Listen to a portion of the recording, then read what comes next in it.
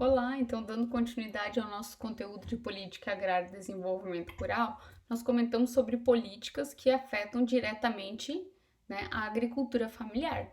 Agora nós vamos comentar sobre as políticas de segurança alimentar no Brasil. Quais são esses objetivos dessas políticas? Qual que é a ligação dela na política agrária, né? Porque nós temos uma disciplina falando de política agrária. Por que é que nós vamos comentar de segurança alimentar no Brasil, né? Então, na verdade, desde sempre se viu que a saúde, né, ela está ligada à alimentação. Então, lá nos primórdios, lá na Grécia Antiga, quando dizia, né, que o alimento seja o seu remédio, na verdade isso é real. Então, o governo, né, o Brasil sempre foi um país que foi tido aí pela população, né, como no seu desenvolvimento, no seu marco histórico, como um local onde existiam muitas doenças, né? Saneamento básico não era uma realidade do Brasil, né? Hospitais, remédios. Então, quando nós falamos lá no começo da disciplina, né, do período de colonização do Brasil, tinha-se muita resistência em vir para o Brasil, né? Porque era um famoso país de pessoas doentes. Então, esse processo todo de modernização, né, de trazer essa alimentação segura para a mesa do brasileiro, é algo que foi se desenvolvendo com o passar de anos. E não vamos pensar que isso tem muitos anos, né? Não tem tantos anos, não. Foi ali na década de 90, né? Foi lá em 86 com a Constituição que essa visão da alimentação começou a mudar, né? Claro que existiam já um pouco de políticas antes, mas quando começou a efetivar-se mesmo, foi quando criou-se a Constituição Federal, né? Que aí colocaram a alimentação como direito humano, né? Então, antes até se tinha, mas essas políticas elas foram sendo testadas e avaliadas conforme os resultados. E o que que isso tem a ver com a agricultura, né? Então, nas aulas passadas, quando nós comentamos sobre aquelas políticas, nós comentamos sobre o Programa de Aquisição de Alimentos, sobre o PNAE, né? O que, que tem a ver esse programa de aquisição de alimentos? Nós vimos lá que a agricultura familiar, né, o programa de aquisição de alimentos, dispensa licitação para comprar alimentação, né, para hospitais, tudo. E isso, com essa política de segurança alimentar, passou a ser diferente, né? Então, agora a exigência é que se tenha um cardápio, que se tenha uma nutricionista na escola, né? Então, mudou essa visão de alimentação, porque com o passar dos anos se viu que a alimentação saudável, através da alimentação saudável, ocorre a promoção da saúde. E aí, então, várias leis estão sendo criadas, né? Tem o Plan SAN, que é um plano que é lançado, né? E dentro desse plano existem mudanças, né, na alimentação e vão estipulando-se novas regras de como devem ser esses produtos vendidos, além de disponibilidade de água, projetos de cisternas, por exemplo, existem vários projetos para o meio rural que estão inseridos dentro desta política de segurança alimentar do Brasil. Até porque quem é que produz o alimento do Brasil, né? É a agricultura familiar propriamente dita, né? Em sua maioria. Não única, mas em sua maioria. Então, qual a diferença entre alimentação e nutrição, né? Nós temos aí uma diferença muito grande, né? A alimentação, ela é um pré-requisito básico para a promoção de saúde. Então, o que que acontece? O indivíduo ele tem que se alimentar, né? Nós já comentamos isso até em outras matérias, lá na anatomia, por exemplo, porque através da alimentação é que esse indivíduo vai passar por todo o seu processo digestório, né, até essas partículas macro tornar-se em micro de um tamanho que elas consigam ser absorvidas pelo intestino. Né? Ao serem absorvidas pelo intestino e serem distribuídas pela corrente sanguínea, elas vão fazer todo um processo para gerar energia para esse corpo, né, para o corpo do indivíduo. E aí esse tipo de energia, né, esse tipo de componente que vai ser absorvido lá no intestino, é que vai ser de maneira saudável ou não e vai manter a saúde desse corpo, né? Então, na verdade, o fato de você se alimentar não quer dizer que você está se nutrindo, né? Então, ali, por exemplo, ó, hoje a nossa nutrição ela é desequilibrada. Então, tem muita oferta de gorduras, de açúcar, né, hormônios. Ah, tem hormônio na carne do frango. Na verdade, já não tem. Isso já é uma outra questão. Já existe uma legislação há muitos anos, né, essa coisa de novela, que não se pode aplicar hormônio em frango, então o que nós temos ali é um melhoramento genético, né? Muitas toxinas, né? Então alimentos, por exemplo, como açúcares, excesso de açúcares e gordura, alimentos que causam inflamação no corpo, né? Então, causando inflamação nesse corpo, nós temos aí a predisposição de muitas doenças, né? Doenças do coração, diabetes, né? E tudo isso, então, foi vendo, né? Depois da criação do SUS, foi se vendo aí, então, porque no período pós-guerras nós começamos a visualizar muita fome, muita falta de emprego. Então ali nós já até estudamos que foi um período de muito desenvolvimento, né? Só que esse período de desenvolvimento foi focado na segurança, né? Foi focado na modernização. Falou-se ali muito pouco de segurança em saúde, né? Então a saúde ela teve aí um pouco tardia essa visão, né, da importância para a saúde. Então, eu ingerir um alimento é para que eu consiga ter a manutenção das minhas funções vitais, né? Somente tendo aquela energia disponibilizada lá para ter, né, meu ATP, que eu vou conseguir gerar energia para todo o corpo, né? Para que eu consiga fazer essa respiração celular, gerar energia para o corpo e manter as minhas funções vitais.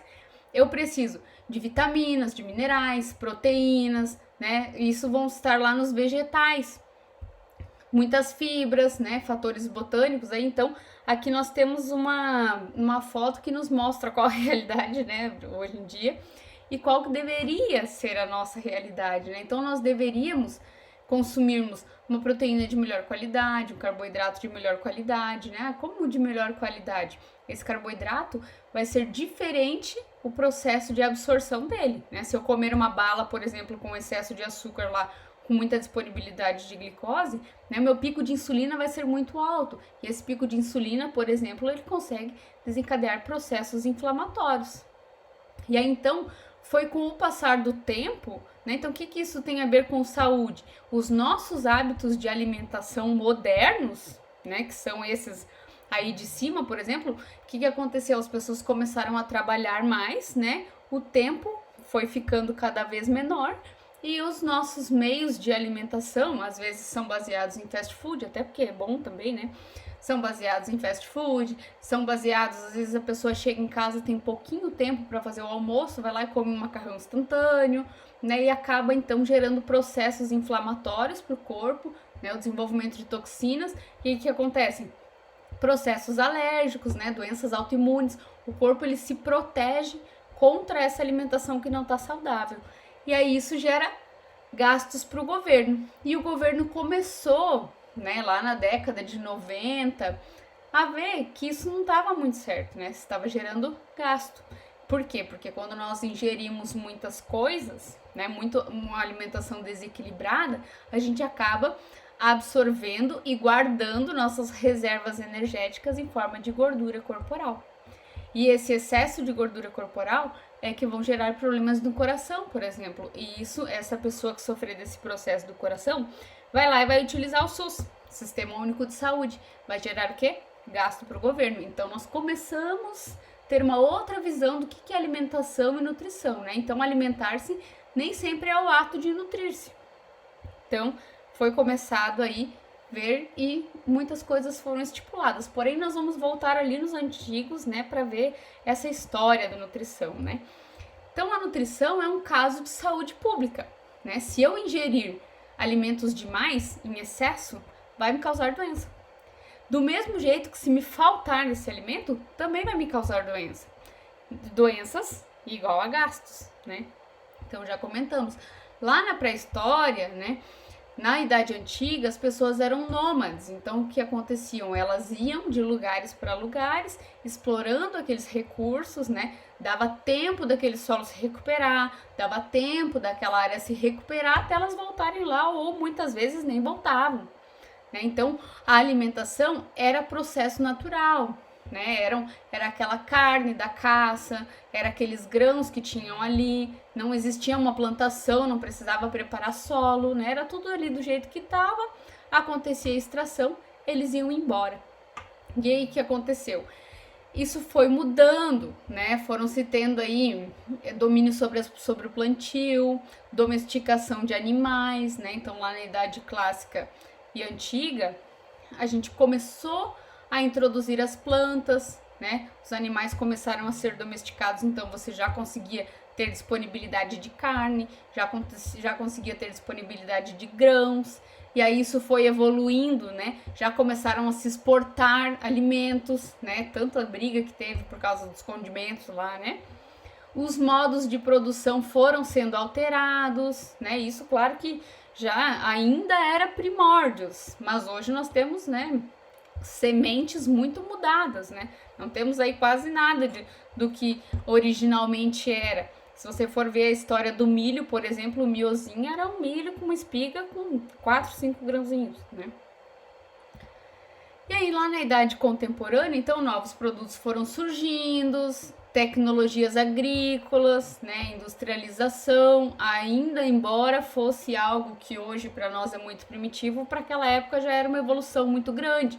Então começou a se descobrir a fermentação, produção de vinho, cerveja, queijos, e isso foi se dando cada vez em escala industrial, né? Antes nós tínhamos, mas produzíamos apenas para nós. Esse processo de produção em escala industrial faz com que a produção tenha que aumentar, né? A produção de grão tem que aumentar, a produção de leite tem que aumentar, e isso então gera, né, processos de modernização na agricultura para que você consiga produzir mais. Mas naquela época isso ainda, né, estava começando, engatinhando. Processos de conservação de alimento. Então imagina quando estava lá na Idade Antiga que você não tinha uma geladeira, né? Então para você processar esse alimento, tudo isso, né, teve que ser aí estudado para que você conseguisse conservar. Então você não conseguia ter uma produção tão grande porque depois o seu armazenamento era prejudicado, né?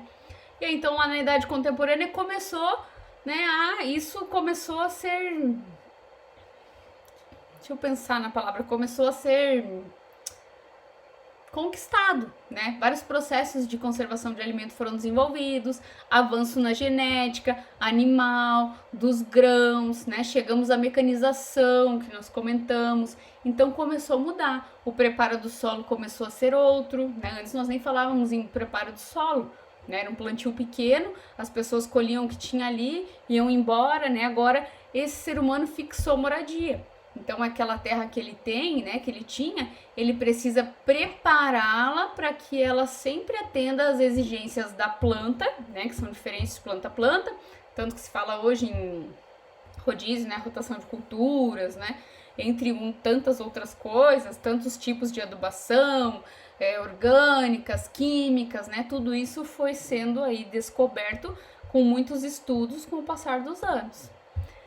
Mas estamos falando de uma época de Brasil colônia, lá na Era Vargas, 1930, 1945, nem existia o Sistema Único de Saúde do mundo ainda, né, do Sistema Único de Saúde do Brasil, não do mundo, porque isso é querendo ou não, isso é algo que o brasileiro conquistou que não existe em muitos locais, né?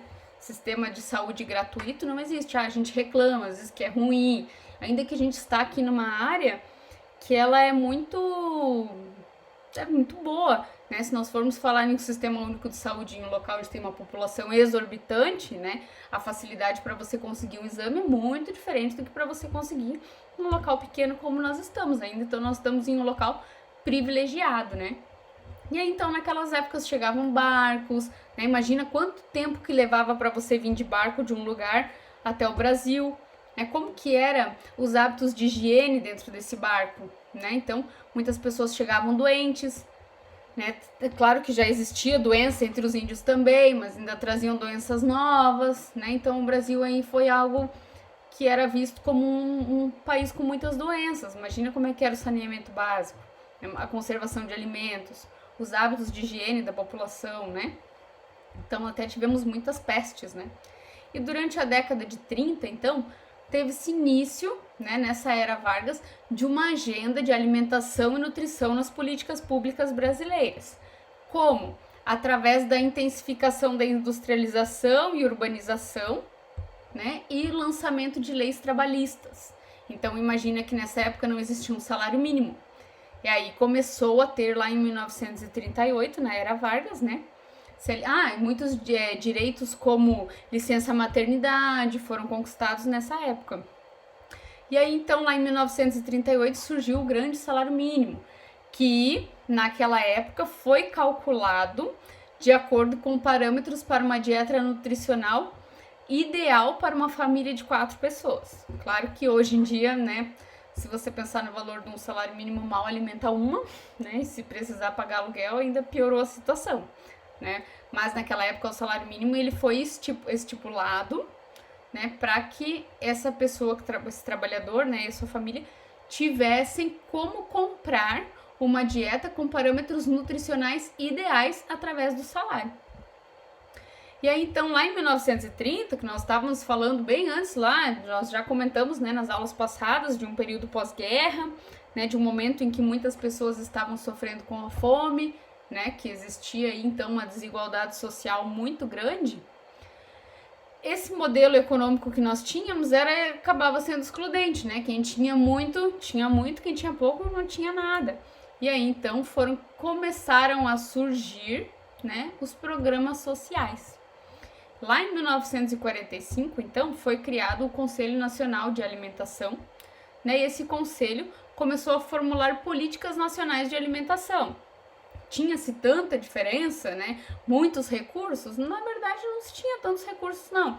Começaram a evoluir algumas coisas, mas muito desse recurso que se tinha para essa CNA, né, para essas políticas de segurança alimentar, ainda eram desviados para outras áreas, né? Porque se tinha um interesse bem maior em industrialização, se tinha um interesse muito maior em evolução, em mecanização, do que propriamente dita a segurança, a saúde mesmo da população. Mas ainda caminhamos muito e modernizamos muito, embora, né, tenha sido bem menos do que poderia ter acontecido, formulações de leis, então, né, de políticas nacionais de alimentação. Então, lembra que eu comentei que o PNAE é algo bem antigo, ó, lá em 1956 foi criada aquela lei que a merenda escolar deveria existir. Porém, naquela época não eram para todas as classes, né, de estudantes, eram só para algumas.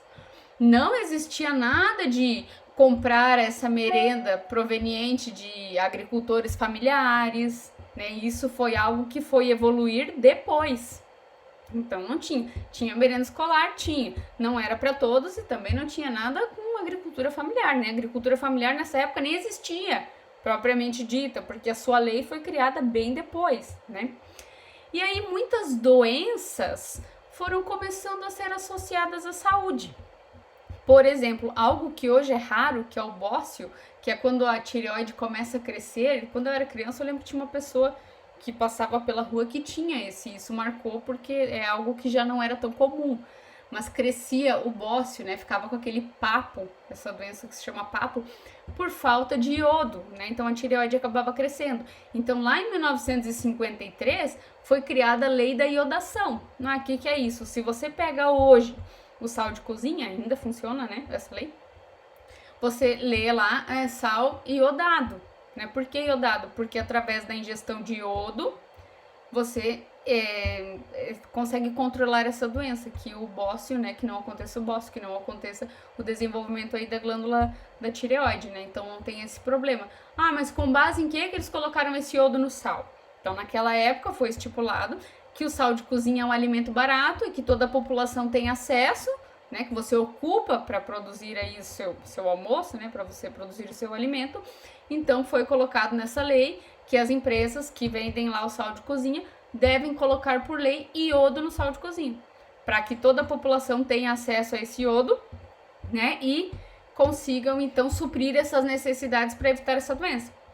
Entre outras leis, né, com esse cunho, nós temos ali, por exemplo, da farinha de trigo, hoje se tem enriquecimento com ferro e ácido fólico. Então, se você for lá ler a bula, não, né, a embalagem do produto, quando você vê lá produtos, está lá, farinha de trigo enriquecida com ferro e ácido fólico.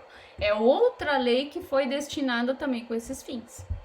E aí, lá em 1975, muitos estudos sobre alimentação e saúde, né, apontavam a desnutrição. E isso não era só aqui no Brasil, né? Muitos países aí no período pós-guerra, né, passaram por isso, países aí subdesenvolvidos, né? Essa desnutrição estava lá em crianças, em adultos, em idosos, até tem, há um tempo atrás se você procurar por desnutrição no Brasil, lá no YouTube, por exemplo, tem uma entrevista de pessoas mesmo, de crianças daquelas épocas desnutridas, hoje, que é algo que existe ainda, né, mas já é uma realidade muito menor do que nessas épocas de 1970. Então, desnutrição acontece ainda, acontece, mas muito menos. Crianças, adultos, idosos, e isso foram criados, então, para isso foi criado o Instituto Nacional de Alimentação e Nutrição, que lançaram programas como o PRONAM 1 e 2, né, que visavam, então, a suplementação alimentar. Então, daí foram surgindo esses alimentos enriquecidos, né, alimentos energéticos e proteicos. E aí, o que acontece? Claro que sempre se teve o interesse dos países grandes, né, países bem desenvolvidos, em ajudar os subdesenvolvidos, né? Então, o que eles faziam? Doavam os excedentes do alimento para países, né, subdesenvolvidos. Então, o Brasil era um exemplo. Por quê? Porque você fazendo esse tipo de permuta, né, assim como aconteceu, por exemplo, com a entrada aqui no Brasil da Revolução Verde de sementes tratadas e maquinário agrícola, fez com que nós nos tornemos um país que precisa comprar as tecnologias de fora. Então, isso também, né? Sempre se tem interesse nessas doações. Mas, recebendo essas doações excedentes de países desenvolvidos, já começou aí a ter uma diminuição dessa desnutrição. Claro que ainda nada tão surpreendente, né? Como aconteceu depois, lá com o Fome Zero, né? Que é um programa que é utilizado até hoje pela ONU, né? Que teve bastante resultados. Então já começaram a se criar programas. E aí lá em 1986 começaram a acontecer começaram a se consolidar esqueci a palavra, mas daqui a pouco eu vou lembrar, as leis de direitos humanos. Né? Então a Constituição, lembrei a palavra, começou a se estabelecer uma Constituição no país. E essa Constituição, né, lá estava escrito que a saúde e o alimento é um dever de todos e do Estado. E aí, então, o que aconteceu? Foi criado o Sistema Único de Saúde, né? Então, numa 8ª Conferência Nacional de Saúde, sempre se tinha essa conferência para ver essas políticas, o que estava adiantando, o que poderia ser mudado, né? Por quê? Porque nessa época os planos de saúde já existiam. Porém, quem é que tem dinheiro para pagar um plano de saúde, por exemplo, é aquele que tem dinheiro para conseguir se alimentar com produtos de melhor qualidade. Não vai se alimentar com produto de melhor qualidade se não quiser. Mas a partir do momento que a pessoa tem dinheiro para pagar um plano de saúde, não é via de regra, né? Não são 100%, mas a maioria tem esse dinheiro para conseguir escolher alimentos pelo menos de um pouco melhor de qualidade, né? E aí, então, nessas conferências foi estabelecido que saúde era um direito de todos e dever do Estado. Então, foi criado o Sistema Único de Saúde. Por quê? Porque quem tinha dinheiro para ter um plano de saúde, tinha. Quem não tinha, fazia como, né?